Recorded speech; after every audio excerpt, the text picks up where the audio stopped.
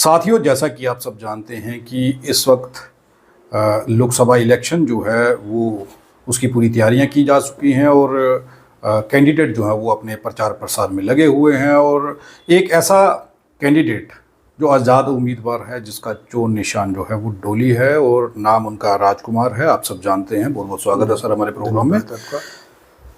राजकुमार का इंटरव्यू ये मेरे ख्याल से तीसरा इंटरव्यू है। हो सकता है कि थोड़ी देर बाद इलेक्शन जब हो जाएं तो ये सांसद बन करके आएँ और फिर भी हम एक बार इंटरव्यू उनके साथ करें।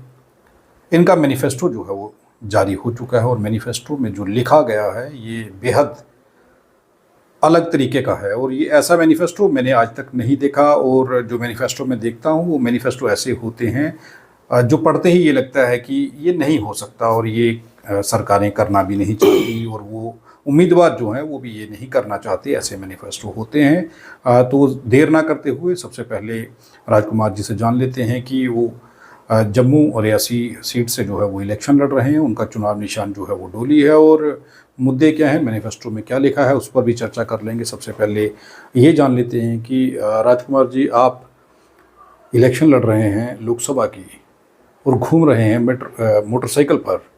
ये कारण मैं जानना चाहता हूँ कि बड़ी बड़ी गाड़ियों में लोग घूम रहे हैं, उनके साथ काफिला है और आप मोटरसाइकिल पर घूम रहे हैं, कारण क्या है? संसार जी, मैं ब्रीफ में बताना चाहूँगा। इसके दो कारण हैं। पहला कारण तो ये है कि एक तो मेरी सिक्योरिटी अभी तक नहीं आई है और क्यों नहीं आई है वो उसका जवाब आरओ के लिए होगा। दूसरी बात ये कि मुझे हर तरीके से बाउंड करना चाहते हैं सरकार भी और जो पॉलिटिकल पार्टियां भी हैं, लेकिन मैं जनता का सेवक हूँ, जनता के साथ खुला मिजाज से मिलना चाहता हूँ। तीसरी बात यह है कि मेरे पास जो सोर्स ऑफ है, जो एसेट्स हैं, वो मेरी इस तरह से है। गाड़ियां मैंने दो अलॉटमेंट कराई है। मेरे पास जो बाइक है, बाइक राइड जो है और जनता तक जाने की जो सबसे जो कंफर्टेबल चीज़ है वो बाइक है। और मैं गली गलोचों से घरों में घुस के भी जनता से खुले तौर पे मिलना चाहता हूँ और मिल रहा हूँ। कैसे आपको ये लगता है कि बाइक से चलना ठीक रहेगा? बाकी भी तो उम्मीदवार हैं, वो अपने साथ गाड़ियों के काफिले लेके चल रहे हैं। उन लोगों की रैलीज के फ़ोटोज़ जब वीडियोस अपलोड हो रहे हैं सोशल मीडिया पर, उनमें हज़ारों लोग उनके साथ घूम रहे हैं और वो गाड़ियों के काफ़िले लेके घूम रहे हैं। तो आपको क्यों लग रहा है कि अकेले एक मोटरसाइकिल पर चलना चाहिए बिना सुरक्षा बलों के, जबकि इलेक्शन कमीशन की यह हिदायत है कि आपकी सुरक्षा जो है वो सबसे ज़्यादा ज़रूरी है और सिक्योरिटी होनी चाहिए? संसार से अगर बात सुरक्षा की है तो जाको राखी साइयां तो मार सके ना कोई, ये क्लियर कट बात है। दूसरी बात ये कि आप कह रहे हैं कि लोगों के साथ काफिले चल रहे हैं, रैली चल रहे हैं, ऑल ऑफ पेड। पहली बात तो ये कि ऑल ऑफ पेड। बात है कि मेरे पास अगर खरीदने की गुंजाइश होती, मेरे पास इतने एसेट्स होते तो मैं लाखों नहीं करोड़ों की पब्लिक इकट्ठा कर लाता रातों के रात। लेकिन सवाल है कि जनता के साथ मैं इंटरेक्ट हुआ हूँ बाई फेस। जनता की जो प्रॉब्लम्स है मैं फेस कर चुका हूँ। पिछले 32 साल से मैं फील्ड में हूँ और मैंने हर चीज़ को जनता की अपने में कायम रखी है। जो मेरे साथ हुआ वही आज जनता के साथ हो रहा है। समाज के अंदर जो हमारे मैं अंबेडकर साहब की बात करूंगा तो अंबेडकर साहब ने अपने बच्चे की डेड बॉडी को घर में छोड़ के भी जनता के लिए गोलमेज कॉन्फ्रेंस को अटेंड किया था। सवाल ये कि मैं जनता का सेवक हूँ, मैं लीडर नहीं हूँ, मैं जनता का सेवक हूँ। मैं जनता की उस तरीके से सेवा करना चाहता हूँ कि जैसे मैं उनका नौकर हूँ। जब जनता मुझे मैंडेट देगी तो मैं आपसे वादा करता हूँ मैं जनता का नौकर बन के उनके घर के दरवाजे तक जाके सेवा प्रोवाइड करवाऊँ। ये तो सब कहते हैं इलेक्शन से पहले, वो नेता भी कह रहे हैं जो नेता पिछली बार भी जीते थे या फिर उनसे पहले कोई और अगर जीता था, सभी ये कहते हैं कि मैं डोर पर जा कर के उनको उनकी सेवाएं जो है मुहैया करवाऊंगा, हर मुद्दे उनके हल करूंगा। सभी ऐसा कहते हैं। इसमें नया क्या है? सर जी, कथनी और करनी में फ़र्क है। जो आपने पहला लफ्ज़ बोला, मेरा मैनिफेस्टो सबसे डिफरेंट है। मैनिफेस्टो पे आएंगे, लेकिन अलग क्या है? वो भी यही कहते हैं, आप भी वही कहते हैं। मैं कह रहा हूँ सर, कथनी और करनी में फ़र्क है। लोग क्यों विश्वास करें आप पे? सर, लोगों के पास विकल्प क्या है? अब मेरे कांग्रेस के कैंडिडेट देख लीजिए, 12 साल उन्होंने एमएलए रहे हैं। उसके बाद भाजपा के देख लीजिए, 25 साल वो विनिंग में रहे हैं। 25 सालों में भी उनको आज पोस्टर लगाने पड़ रहे। क्यों? मैं आपको गारंटी दे रहा हूँ ना कि आप मुझे एक बार मैंडेट दो। मैं जनता के सामने मैंडेट मांग रहा हूँ, एक बार मैंडेट दो, उसके बाद मुझे जो एलिगेशन देना होगा दे देना। मैं मोदी की तरह ये नहीं कहता हूँ मेरा 56 इंच का सीना है। मैं कहता हूँ मैं प्रूव करूंगा कि मैं 56 इंच का सीना हूँ। पर करने के बाद ना मुझे आप एक बार बनाइए तो सही है ना। वोट आपका, हक आपका। मैंने ऊपर लिखा हुआ है, साफ लफ्जों में लिखा हुआ है, वोट आपका हक आपका, क्योंकि वोट मैं खरीदने नहीं जाऊंगा, वोट मैं आपसे मांगने जा रहा हूँ। वोट देना आपका अधिकार है, वोट का इस्तेमाल करना मेरा जिम्मेदारी होगी, मेरी ड्यूटी होगी। पर आप मुझे बनाने के बाद एलिगेट कीजिए, अदरवाइज हो सकता है कि 6 तारीख के 4 तारीख के बाद मैं आपसे पूछूं। पिछला जो मैनिफेस्टो था आपका, जब पहला इलेक्शन लड़ा आपने, उस मैनिफेस्टो में भी यही चीज़ें थी या कुछ अलग था? ऑलमोस्ट ये थी, और मैंने उसके ऊपर उस मैनिफेस्टो से मैंने सीखी, और आज मैं इसको थोड़ा सा इंक्रीज करके जा रहा हूँ, और वादा करता हूँ कि जो आम जनमानस के लिए है वही मैनिफेस्टो में सब कुछ लिखा हुआ है। मेरा पर्सनल इसमें इंटरेस्ट कोई नहीं है। मैं चाहता हूँ कि जनता जो चीज़ चाहती है, जनता की जो रिक्वायरमेंट है, वो जनता को, समाज को मिले। देश के प्रधानमंत्री भी ये कहते हैं कि मुझे कुछ नहीं चाहिए, मैं जनता का सेवक हूँ। आप भी कह रहे हैं मैं सेवक हूँ, तो लोग कैसे देखेंगे आपको? संसार जी, क्या मैंने एक ब्रीफ में लफ्ज कह दिया, कथनी और करनी में फ़र्क है। पहले वो कहते थे मैं सिक्योरिटी भी नहीं लूँगा, पहले वो कहते थे मैं झोला छाप हूँ, आज वो मेरे ख्याल 1.5 लाख से 2 लाख से नीचे का कोई कुर्ता नहीं पहनते, 10 लाख का चश्मा है, 25 करोड़ की एक गाड़ी है। तो आप खुद सोच लीजिए ना, पोर्टफोलियो को मैं अलग से मानता हूँ। लेकिन मेरे से भी आपने सवाल किया है, I am also human beings, he also human beings, that's a different issue कि उनके पास एक पोर्टफोलियो है। लेकिन सवाल ये है कि मैं भी एक सामाजिक हूँ, किसी माँ बाप का बेटा हूँ, बिना सिक्योरिटी के कंपेनिंग कर रहा हूँ। खुदा ना खासा 19-20 की बात हो गई तो जिम्मेदार कौन? और पिछले 13-14 साल 20 साल से मेरे साथ हुआ क्या? कौन क्या जिम्मेदारी ले रहा है? कोई नहीं ले रहा है। तो when I will be elected by the people, then I will be see who is he. सवाल एक ये भी है कि आपने किसी राजनीतिक पार्टी के मंच से या उसके बैनर से इलेक्शन क्यों नहीं लड़ा? आज़ाद उम्मीदवार इलेक्शन लड़ रहे हैं और लगता है कि लोग आपको वोट देंगे। Sansar ji, I was the founder member of PDP, I was the worker of some other parties. लेकिन अभी मैंने हाल ही में डीएपी भी ज्वाइन की थी। लेकिन सवाल यही है कि मैं गुलामी किसकी करूं? काम मुझे करना समाज के लिए, गुलामी मैं पार्टी के प्रधान की करूं। क्यों? जब जो अगर मैं पार्टी, पहली बात तो ये है कि मैं एक ऐसे समाज से ताल्लुक रखता हूँ, मुझे तो मैंडेट ही कोई पार्टी नहीं देती। आपने देख लिया होगा जितनी भी पार्टियां 23 कैंडिडेट है, उसमें से शायद आपको 2 या 3 ही मिलेंगे हमारी कैटेगरी के, अदरवाइज ऑल ऑफ अदर्स। तो सवाल ये कि दूसरी बात है, मुझे मैंडेट नहीं मिलता, मैं 20 साल 50 साल लाइन में खड़ा रहता। अगर मिलता भी तो हो सकता है उस टाइम बेब नहीं होती। आज मैं अपने बलबूते पे, अपनी बाजुओं पे और जनता के लिए लड़ रहा हूँ। मेरे अंदर सबसे बड़ी बात है कि सेकुलरिज्म है, मैं आपको पहले कह चुका हूँ। मेरे लिए हर इंसान जो है, जो जनमानस है, वो बराबर होगा। जो गरीब से गरीब है, जिसको अगर रोटी की भूख है, चाहे वो अमीर है चाहे गरीब है, उसको रोटी देना मेरा फर्ज बनता है। मैं जब रोटी की बात आएगी तो मैं अमीरी गरीबी नहीं देखूंगा। जब जस्टिस की बात आएगी तो मैं कास्ट को नहीं देखूंगा। जो डिजर्व करता है उसके लिए जस्टिस होगा, जिसको भूख लगी है उसके लिए रोटी होगी, चाहे वो अमीर है चाहे गरीब है, किसी भी कास्ट से है। लेकिन रोटी का ताल्लुक पेट से है, ना कि अमीरी गरीबी से। लोग ये चीज़ कहते हैं कि आज़ाद उम्मीदवार को वोट डालना मतलब वोट वेस्ट करना। उसके लिए फिर नोटा को मेरे ख्याल खत्म कर देना चाहिए। आज़ाद उम्मीदवार को अगर आप, मेरे ख्याल से 38 जो सांसद है वो आज़ाद जीते हुए हैं, और दिल्ली के अंदर गवर्नमेंट है, उसमें से ऑलमोस्ट जो है पहले कुछ भी नहीं थे, वो बूट पॉलिश करने वाले थे। तो आज की तारीख में भी संसद के अंदर 34 से 38 जो मेंबर ऑफ पार्लियामेंट्स हैं वो आज़ाद है। तो जो जीत करके गए उन्होंने किया क्या फिर? सर बात तो यही है ना, what is the job profile of A member of parliaments, that is the equal. चाहे वो आज़ाद है किसी पार्टी से है, बट जो उसका जॉब प्रोफाइल है, जो उसकी पावर्स है, वो तो being member of parliament equal है। बात अलग है कि जो पार्टी है वो एक गवर्नमेंट का जरिया है। जो मेंबर ऑफ पार्लियामेंट है उसकी अपनी पावर्स हैं, उसको जानने की जरूरत क्या है? जनता के लिए जो जनता का जो चुना हुआ है, चाहे वो प्राइम मिनिस्टर है चाहे वो आम संसद है, पावर्स तो बराबर है। चलिए आपके मैनिफेस्टो पर बात कर लेते हैं। ये राजकुमार जी का मैनिफेस्टो है और मैं स्क्रीन पर इस मैनिफेस्टो को लगा रहा हूँ कि राजकुमार क्या कह रहे हैं। इस मैनिफेस्टो के दोनों ओर कुछ चीज़ें लिखी गई हैं जो राजकुमार अब बताएंगे कि वो क्या कहना चाहते हैं और क्यों कहना चाहते हैं। सबसे बड़ा सवाल ये है। राजकुमार जी, आप अपने मैनिफेस्टो में लिख रहे हैं, सबसे हेडिंग में आपने लिखा हुआ है कि वोट आपका हक आपका, ये आप लिख रहे हैं, ऐसा क्यों लिखा? देखिए, वोटर को वोट देने का पूरा अधिकार है और उसका वोट जो तो प्राइवेसी में होता है। मैं उनको वोट को कैंडिडेट के फेवर में कन्वर्ट करने से पहले ये मैसेज दे रहा हूँ कि आपने 5 साल इंतजार करना है। जब इलेक्शन हो गई 26 अप्रैल के बाद 5 बजे के बाद आपके वोट की वैल्यू जो है वो 5 साल के लिए खत्म हो गई। ठीक है, वोट देने से पहले आप 5 मिनट जरूर पढ़ लीजिए, क्योंकि आपके आने वाले 5 साल इस 5 मिनट के ऊपर डिपेंड करते हैं। वोट आपका है, वोट आपके कोई खरीदे ना, वोट आपसे कोई पोर्सफुली करवाए ना, इसलिए मैंने लिखा है कि वोट आपका, हक आपका। आप अपने हक से वोट दीजिए, किसको देना है आप कह रहे हैं कि वोट आपका, हक आपका, 5 वर्ष रोने से अच्छा है 5 मिनट सोचना अभी समय है, ये लिख रहे हैं आप। उसके आगे आप लिखते हैं कि सांसद का काम क्या है, क्यों बनाया जाता है सांसद, सांसद का काम कानून बनाना, कानून तोड़ना नहीं, ये आप कह रहे हैं जी। ऐसा क्यों कह रहे हैं आप? मैं वही कह रहा हूँ कि संसद एक नालियां बनाने वाला कॉरपोरेटर नहीं है।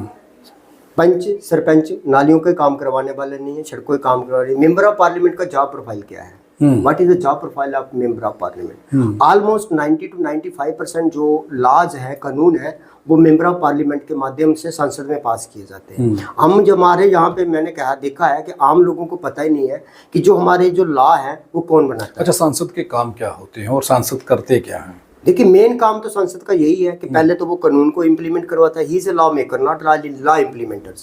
संसद जो है वो कानून बनाने वाला है, कानून को चलाने वाला नहीं है। कानून के इम्प्लीमेंटर जो है वो गवर्नमेंट के ब्यूरोक्रेट्स होते हैं, एजेंसियां होती हैं, जुडिशरी होती है। कोई भी जज देख लीजिए, आपको ऑलमोस्ट 90 to 95% जो है जज वो उसी चीज़ के ऊपर प्रोसीडिंग करता है जिसमें IPC, CrPC and some others जो नए कानून बने जो हो गए। अब सीपीसी जो है वो अलग कानून है, सीआरपीसी अलग हो गया। अब जनता को इस चीज़ की अवेयरनेस करवाना, ये मेरे ख्याल से लॉ डिपार्टमेंट का काम है, मेरा नहीं है। संसद का काम है कानून बनाना, कानून को तो सही तरीके से इम्प्लीमेंट करवाना और जो कानून बनाए हुए हैं उसकी मॉनिटरिंग करना। लेकिन सांसद तो गली नालियों के फीते काटते नजर आते हैं। मैंने आपको पहले कहा, ये संसद का जॉब प्रोफाइल नहीं है। अगर संसद ने यही काम करने हैं तो फिर आप जो नीचे वाले पोर्टफोलियो को खत्म कर दीजिए। मतलब वो कॉर्पोरेटर बन जाए? नहीं, खत्म कर दीजिए ना। जब सारा काम वही उसी के फंडिंग से आना है तो फिर आप इसको खत्म कर दीजिए ना। क्यों कॉर्पोरेटर को आप बर्डन डाल रहे हैं? क्यों पंच सरपंच को बर्डन डाल रहे हैं? आप सिंगल इलेक्शन का उसमें आ जाइए कि आप एक संसद बना दीजिए, संसद की 5 साल के बाद इलेक्शन करवाइए, जितने काम है सारे उसके नीचे कर दीजिए। मैं आपको मोटा मोटा इससे पूछ लेता हूँ क्योंकि आपका मैनिफेस्टो बहुत बड़ा है। तो आपने कांग्रेस के उम्मीदवार की सरकारी संपत्ति पर कब्जा, मकान बनाने की जांच करवाने की एक मांग रखी है। मैंने यही तो आपको मेरे पहले सवाल का जवाब यही है कि वो मेंबर ऑफ पार्लियामेंट कैंडिडेट है, उसने नंबर 26 नंबर एफिडेविट फाइल किया है। उसने चाहे 1 इंच ही इंक्रोचमेंट की हो, मर्डर चाहे 1 हो या 10 हो, उसके लिए उम्र कैद ही है। अगर वो मेंबर ऑफ पार्लियामेंट, उसको पता, उन्होंने खुद एडमिट किया है कि मैंने इलीगल इंक्रोचमेंट लोन और गेट का रखा हुआ है। दूसरी बात ये कि मैं आपके लिए ब्लंडर बता दूं, ब्लंडर ये है कि उन्होंने 1995 में एक कंपनी, फर्जी कंपनी के ऊपर लोन भी लिया था जो पश्मीना का शाल बनाने की कंपनी थी, जो कि मेरे ख्याल से लोन भी सेक्शन हुआ और फ्रॉड में चला गया। आज तक उनका भी प्लांट नहीं लगा है, लाइक भाजपा कैंडिडेट। लेकिन ये जो दावा आप कर रहे हैं, सबूत हैं आपके पास? मेरे पास 2008 और 2014 का इनका एफिडेविट पड़ा हुआ है। 2024 का जो वो ऑनलाइन होने दीजिए, जब ऑनलाइन हो जाएगा मैं आपको सबूत दे दूंगा। लेकिन उससे पहले दावा करना ठीक रहेगा? ठीक, मैंने दावा तो किया। उन्होंने पूछ लीजिए 1995 में लोन लिया कि नहीं लिया। पश्मीना के ऊपर 3 लोग थे, एक दिल्ली की लेडीज थी, 2 ये थे। और आपकी जानकारी के लिए बता दूं, दावा अगर मैं कह रहा हूँ तो बाड़ियां के अंदर 2 कनाल का प्लाट और उसकी 1300 स्क्वायर फीट की कंस्ट्रक्शन हो चुकी है। प्लांट लगा था वहाँ पे? प्लांट नहीं लगा ना, मैं कह रहा हूँ तो रेनोवेशन तो, फैक्ट्री का प्लांट तो चला, प्लांट क्यों नहीं लगा? जब लोन सेक्शन हो गया है, उसका इंफ्रास्ट्रक्चर बन चुका है। जाइए, मैं आपको खसरा नंबर दे देता हूँ आपको, उसमें देख लीजिए 2 कनाल का प्लाट है कि नहीं है, या 2 कनाल के अंदर फैक्ट्री लगी कि नहीं लगी है। आप डॉक्यूमेंट की बात कर रहे हैं, एविडेंस की बात कर रहे हैं, वो मैं देना मेरा काम है। लेकिन मैं बिना डॉक्यूमेंट के बात ही नहीं करता हूँ। बिना डॉक्यूमेंट के बात नहीं करते हैं। एक बड़ा चैनल इसकी जिम्मेवारी नहीं लेता है। ये क्या कह रहे हैं, ये कानून जानेगा, इलेक्शन कमीशन जानेगा ये क्या कह रहे हैं और उसमें कितनी सच्चाई है। आगे आप देखते हैं कि रामलला को लाने वाला निकला माता वैष्णो देवी का लूटने वाला। चंदे के नाम पर पिछले 10 वर्षों से जांच रिश्वतखोरी रोकी। ये क्या है, क्या मतलब कैसे ये भाजपा एक दावा कर रही है कि रामलला को लाने वाली भाजपा है, मोदी जी है। तो जो सनातन धर्म की जननी है वो माता वैष्णो देवी है। पीएमओ ऑफिस के 4000 एम्प्लॉई हैं। जिस प्राइम मिनिस्टर को ये नहीं पता कि मेरे ऑफिस से कंप्लेंट गई है, उसके ऊपर स्टेटस किया। पिछले 10 साल से माता वैष्णो देवी की 1500 करोड़ की स्कैम की कंप्लेंट जो है वो आज तक चीफ सेक्रेटरी ने किसी इन्वेस्टिगेशन एजेंसी को नहीं भेजी है। तो आप किस तरह से कह रहे हैं कि रामलला को लाने वाले मोदी है? लेकिन इन्वेस्टिगेशन का विषय है और ये चीजें धीरे धीरे होती हैं, एकदम से नहीं होती। आप तो सीधे तौर पर कह रहे हैं कि जांच को रोक दिया, रिश्वत खा करके रोक दिया। सर संसार जी, आप जो इलेक्शन बॉन्ड है उसको देख लीजिए, भाजपा के खाते में कितना गया है, इलेक्टोरल बॉन्ड कितना गया है। उसमें सीरियल नंबर 52 से लेके 652 तक खाली भाजपा का ही नाम दिखेगा आपको, और कोई भी बॉन्ड जो वो 10 लाख से नीचे नहीं है। तो 10 साल से अगर इन्वेस्टिगेशन रुकी है, इनफैक्ट के फॉरवर्डिंग एजेंसी को ही नहीं गई है, तो who is responsible for that? लेकिन वो चंदा है, आप रिश्वत कर रहे हैं। नहीं, रिश्वत और चंदे में क्या फर्क है? चंदा मुझे तो नहीं किसी ने दिया, मुझे तो नहीं किसी ने इलेक्शन बॉन्ड दिया। मैं भी तो 2014 से कंटेस्टेड हूँ, मुझे बताइए किसी ने बॉन्ड दिया है? लेकिन आप पार्टी थोड़ी ना है, आप बिना पार्टी के हैं, आज़ाद उम्मीदवार हैं। सर उम्मीदवार जो है वो इलेक्शन कमीशन ऑफ इंडिया की गाइडलाइंस में है। उम्मीदवार को अगर कॉन्स्टिट्यूशनल पावर मिली कि you will be contest the election, तो फिर क्यों नहीं कर ले सकता चंदा? लेकिन उसमें लोगों ने आपको क्यों नहीं दिया? इसमें दूसरी पार्टियों का क्या कसूर है? सर पार्टियों का कसूर थोड़ी मैं कह रहा हूँ, मैंने कब कहा कसूर पार्टियों का है? मैं कह रहा हूँ कि प्राइम मिनिस्टर ने या प्राइम मिनिस्टर ऑफिस ने एक सेल खोला हुआ है, उसको कहते हैं ग्रीवियंस सेल, उसका 4000 मुलाजिम है। अब प्राइम मिनिस्टर आप वही गाता आगे कि अपने फिर कुंवारियां भगवानियां धर्मतियां, सारे हमारी डोगरी की कहावत है। आपको अपने ऑफिस का पता नहीं, मेरे ऑफिस में कितनी कंप्लेंट्स आ रही है, कहाँ जा रहे हैं, उसका स्टेटस क्या है, उसके बाद कंप्लेनेंट की हाजिर क्या होगा, विसल ब्लोअर कहाँ लागू है। तो आप बात कर रहे हैं देश चलाने की, आप कर रहे हैं बात उसकी वर्ल्ड पावर की, तो मेरे ख्याल से ये गलत है। उनको पहले ये देखना होगा कि मेरा 4000 मुलाजिम है, मेरे पास कितनी कम्युनिकेशन चाहिए, आम जनमानस की कितनी कंप्लेंट आई, और उस कंप्लेंट कहाँ फॉरवर्ड हुई, उसके ऊपर क्या एक्शन हुआ, वो जवाब होना चाहिए। अब इसके बाद बहुत बड़ा एक आपका जो है ये मैनिफेस्टो है, इसे पढ़ पाना मुश्किल रहेगा। अगर हम इस पर बात करेंगे तो 2-3 घंटे लगेंगे। मैं मोटा मोटा पूछ लेता हूँ। आप एक चीज़ और कह रहे हैं कि शिक्षा विभाग में 500 करोड़ का घोटाला जांच करवानी ज़रूरी है, लेकिन ऑन रिकॉर्ड नहीं हुई अभी तक जांच। मैं वही कह रहा हूँ कि जे अगर मैंने इसमें 4 मेंशन किए, मेरे पहले भी मैंने पिछली वीडियो में कहा था 20,000 करोड़ के स्कैम है, ऑन रिकॉर्ड है। जांच करवाना सरकार का काम है, सरकार नहीं करवाती तो मैं इस चीज़ के लिए प्रमोट हूँ। मेरी जो ग्राउंड है, जो मेरा एजेंडा है, वो मैं कंटेस्ट में हूँ तो अगेंस्ट करप्शन हूँ। दूसरा आप कह रहे हैं कि माँ वैष्णो देवी के खजाने का 1500 करोड़ का घोटाला मोदी सरकार ने, यही कंप्लेंट जो जिसके लिए आप मेरे से सवाल कर रहे हैं, वही की कंप्लेंट है ये, और 2016 से जो है हाई कोर्ट में भी पेंडिंग है, जिसके लिए मुझे 14 महीने जेल में भी रखा। Matter is the investigation, matter जो है वो इन्वेस्टिगेशन का है, लेकिन कौन करवाए जांच?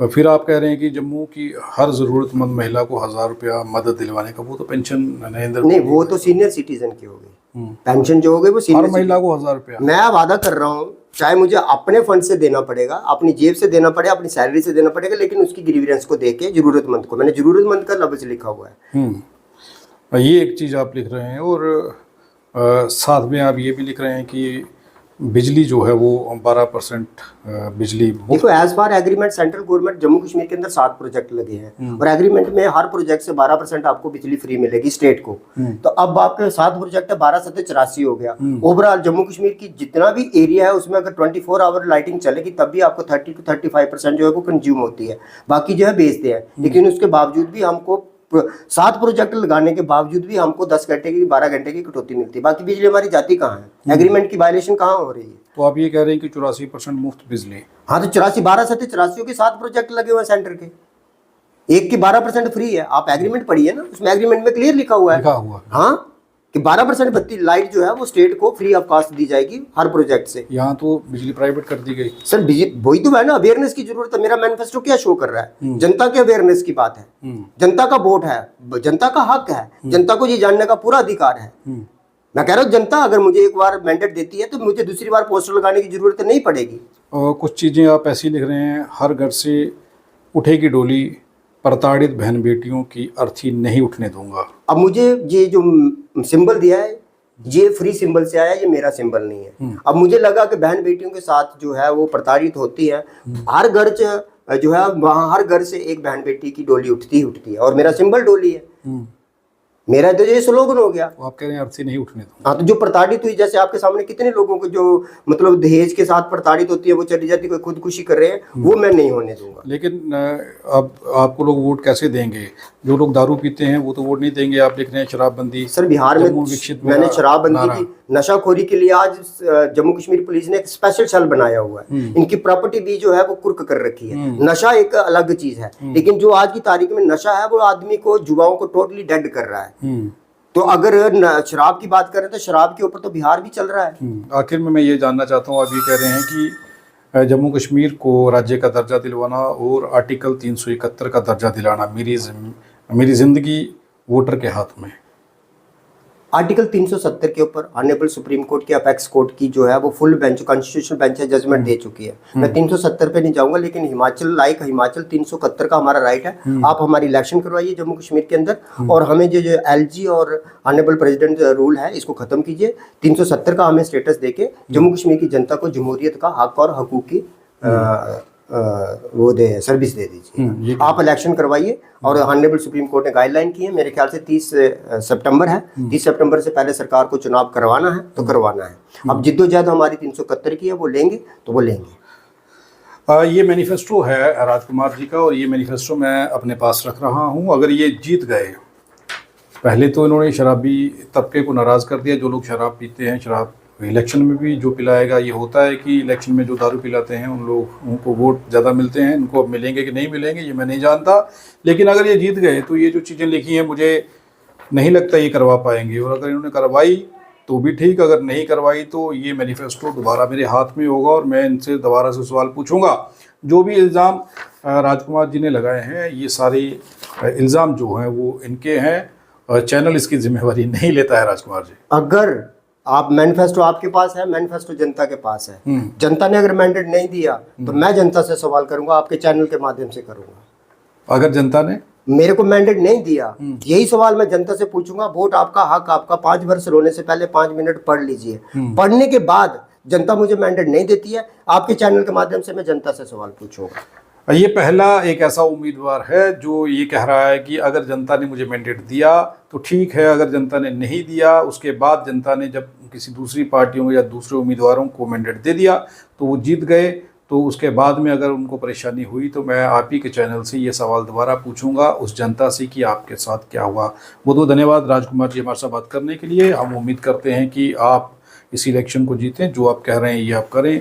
अगर आप करते हैं ठीक है, नहीं करेंगे तो हम फिर इस चैनल से आपको ये सवाल पूछेंगे, चाहे आप संसद में हो या फिर संसद सर मैं संसद बाद में हूँ, पहला सेवक हूँ, मैं सोशलिज्म हूँ, सोशल ही रहूँगा। धन्यवाद जी, धन्यवाद बात करने के लिए।